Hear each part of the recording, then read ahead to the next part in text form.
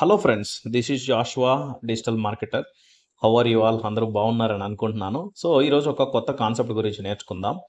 మన domain name వచ్చేసరికి ఒక దగ్గర ఉండి, హోస్టింగ్ ప్లాన్ వచ్చేసరికి ఇంకో దగ్గర ఉన్నప్పుడు అవి రెండింటిని ఎలా కనెక్ట్ చేయాలి అన్న విషయం పైన నేర్చుకుందాం. ఓకేనా? సో దీన్ని డొమైన్ ట్రాన్స్ఫర్ అంటారు. లేదు అని అంటే డొమైన్ పాయింట్ అవుట్ అని కూడా అంటారు కొంతమంది. సో ఈ విషయం పైన మనం ఫుల్గా నేర్చుకుందాం. సో నా స్టూడెంట్ డొమైన్ ఇది. సో తను వచ్చేసరికి బ్లూ హోస్ట్లో డొమైన్ పర్చేస్ చేశారు, కానీ అక్కడ హోస్టింగ్ ప్లాన్ లేదు. హోస్టింగ్ వచ్చేసరికి హోస్టింజర్లో చేశారు. సో అక్కడ ఉన్న డొమైన్ని మనం హోస్టింజర్కి ఎలా కనెక్ట్ చేయాలి అన్న విషయం పైన ఇక్కడ నేను క్లియర్గా చెప్తాను. సో ఫస్ట్ ఆఫ్ ఆల్ మనము హోస్టింజర్ డాష్బోర్డ్లోకి లాగిన్ అయిపోదాం. ఇక్కడ మనకు ఈ డాష్బోర్డ్ గురించి అందరికీ తెలుసు. సో చాలా వీడియోస్లో నేను చెప్పాను. సో ఇక్కడ మనకు లెఫ్ట్ హ్యాండ్ సైడు ఆప్షన్స్ అనేటివి ఉంటాయి. ఆప్షన్స్లో మనము ఇక్కడ వెబ్సైట్స్ పైన క్లిక్ చేయగానే వెబ్సైట్ లిస్ట్ వస్తుంది.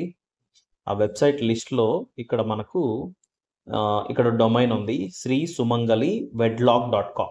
సో ఇక్కడ డాష్బోర్డ్ పైన నేను క్లిక్ చేస్తున్నాను. డాష్బోర్డ్ పైన క్లిక్ చేయగానే ఇక్కడ చూడండి, డొమైన్ అనేది ఎర్రర్ వచ్చింది. Domain is not connected to your website. అంటే ఆ డొమైన్ అనేది ఈ హోస్టింగ్ ప్లాన్తో కనెక్టెడ్లో లేదు అని చెప్పి చూపిస్తుంది. సో చూపించిన తర్వాత ఇప్పుడు మనం ఏం చేయాలి, దాన్ని కనెక్ట్ చేయాలి అని అంటే ఇక్కడ చెక్ గైడ్ ఉంటుంది. ఓకేనా? సో చెక్ గైడ్ పైన మనం క్లిక్ చేసినప్పుడు ఇక్కడ వీళ్ళు ఒక 2 నేమ్ సర్వర్స్ వీళ్ళు ప్రొవైడ్ చేస్తారు. అంటే హోస్టింజర్ వాళ్ళు ఒక 2 నేమ్ సర్వర్స్ ఇస్తారు. దీన్ని డిఎన్ఎస్ అంటారు. ఓకేనా? డొమైన్ నేమ్ సర్వర్స్ అంటారు. ఈ 2 తీసుకెళ్ళి మనము బ్లూ హోస్ట్లో మన డొమైన్ అక్కడ కొన్నాం కదా, సో అక్కడ మనం ఇచ్చేసామనంటే అక్కడి నుంచి ఇక్కడికి పాయింట్ అవుట్ అవుతుంది. సో ఆ ప్రాసెస్ని నేను చెప్తాను. సో ఫస్ట్ ఆఫ్ ఆల్ మనము బ్లూ హోస్ట్లోకి లాగిన్ అవ్వాలి. సో న్యూ ట్యాబ్ తీసుకుని బ్లూ హోస్ట్లోకి లాగిన్ అవుతున్నాను. వన్స్ నేను లాగిన్ అయిన తర్వాత నాకు ఇంటర్ఫేస్ అనేది ఇలా ఉంటుంది. ఇక్కడ మనకు ఆప్షన్స్ అంత ఎక్కువ ఏమి ఉండవండి. ఎందుకు అని అంటే ఇక్కడ మనం ప్లాన్ పర్చేస్ చేయలేదు. మనం ఓన్లీ డొమైన్ వరకే పర్చేస్ చేసాము. ప్లాన్ పర్చేస్ చేస్తే ఆప్షన్స్ అనేవి కొన్ని ఎక్కువ ఉండొచ్చు మనకు.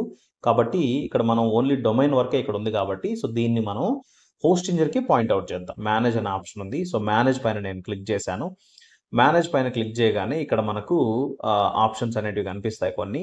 ఇక్కడ చూడండి, సెక్యూరిటీ అనే ఆప్షన్ ఉంది. సెక్యూరిటీ అనే ఆప్షన్లోకి వెళ్ళి ట్రాన్స్ఫర్ లాక్ని మనము డిజేబుల్ చేస్తున్నాం అంటే అది అన్లాక్ అయిందని. సో నెక్స్ట్ వచ్చేసరికి పక్కనే డిఎన్ఎస్ ఆప్షన్ ఉంది.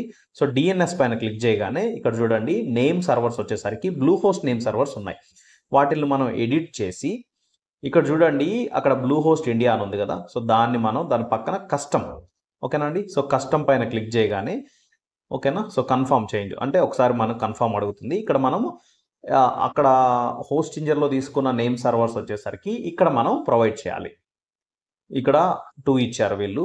సో 2ని ఫస్ట్ ns1 dnsparking.com, ఓకేనా, దాన్ని కాపీ చేశాను.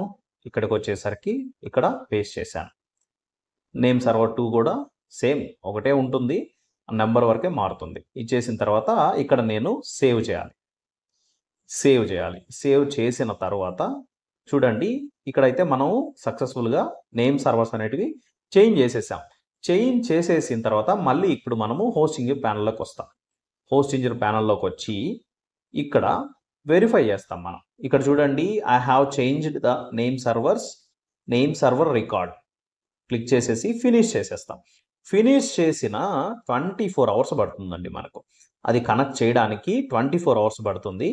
ఇక 24 అవర్స్ తర్వాత మనకు ఆ ఎర్రర్ అనేది కనిపించకుండా మనకు ఆటోమేటిక్గా అక్కడ డొమైన్ అనేది ఇక్కడికి ట్రాన్స్ఫర్ అయిపోతుంది.